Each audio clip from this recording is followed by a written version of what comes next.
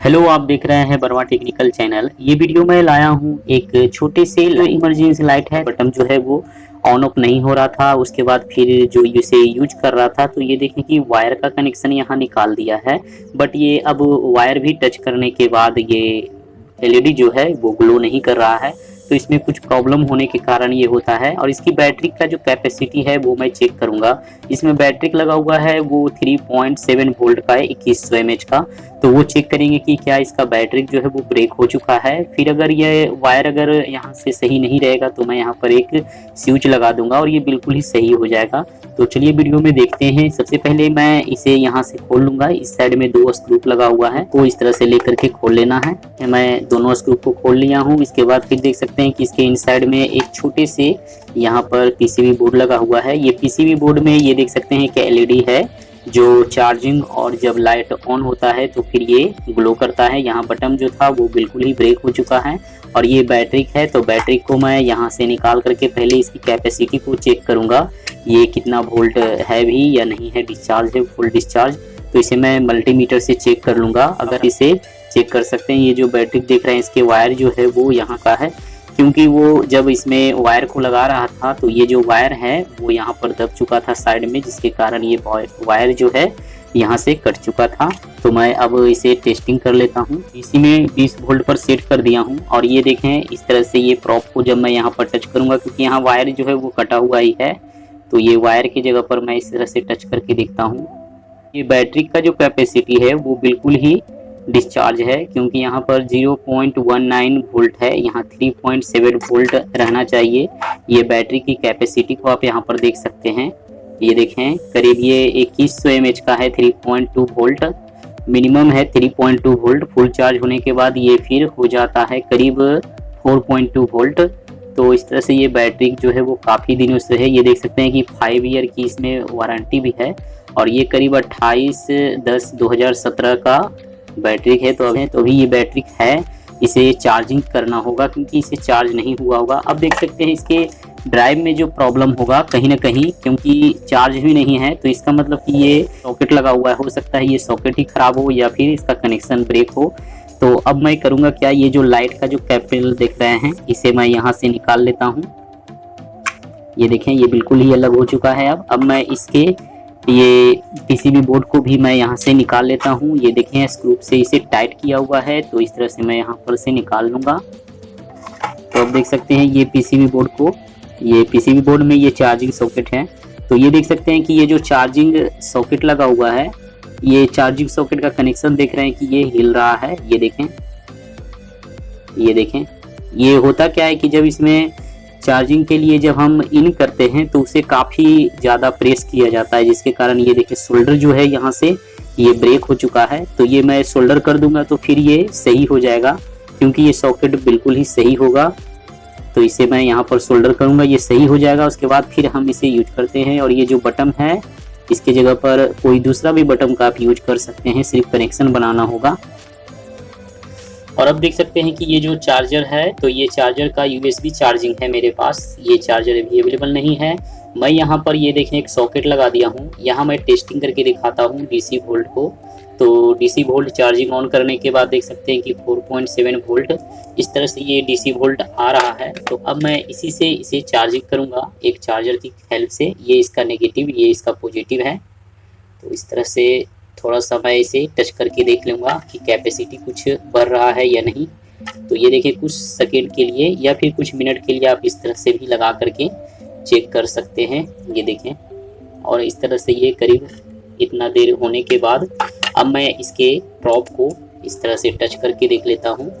कुछ ही समय में जब ये चार्ज लेने लगेगा तो देख सकते हैं कि करीब 0.20 हो चुका है। तो यानी कि ये चार्ज ले लेकर कनेक्ट कर दिया हूँ इसके सॉकेट के वायर को, दोनों को इसमें इन करने के बाद यहाँ मैं टच करके रखा हूँ। तो ये देख सकते हैं कि बैटरी कैपेसिटी जो है वो धीरे धीरे बढ़ रहा है। और इस तरह से ये बढ़ते हुए करीब 3.2 वोल्ट से ज़्यादा हो जाएगा। तो फिर मैं इसे इसमें सेट कर दूंगा। उसके बाद ये लाइट भी ग्लो करेगा। तो अब देखें मैं यहाँ पर टेस्टिंग करने वाला हूँ इसके पावर को।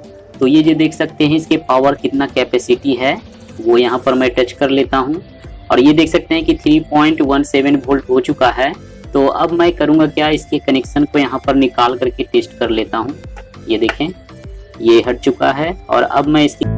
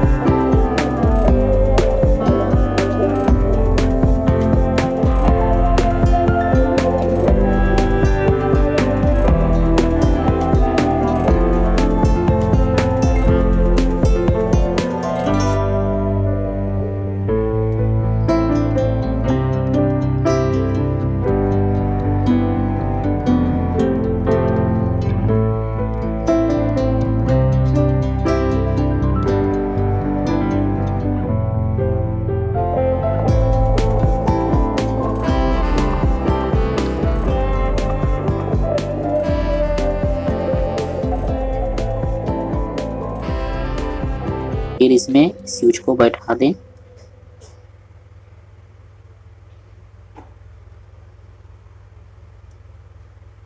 तो अब देख सकते हैं यहाँ पर मैं 4 होल कर लिया हूँ। इन करके फिर मैं इसे चिपका लूँगा और ये अच्छे से बैठ जाएगा और ये बटन भी बिल्कुल सही से वर्क करेगा। ये देखें, और ये कनेक्शन जो है उसे मैं अच्छे से सोल्डर करके यहाँ से 2 वायर का कनेक्शन निकाल लूँगा।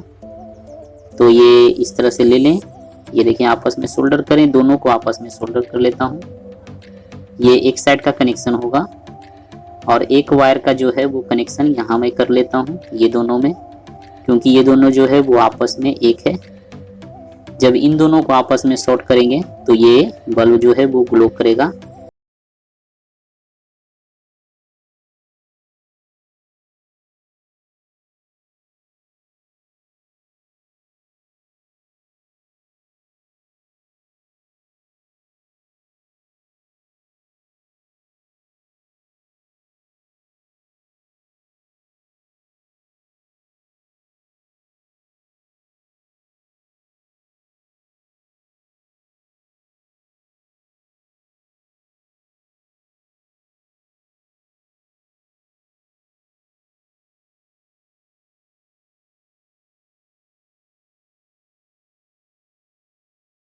देखते हैं ये कनेक्शन होने के बाद ये देखें इस तरह से ये सेट हो चुका है।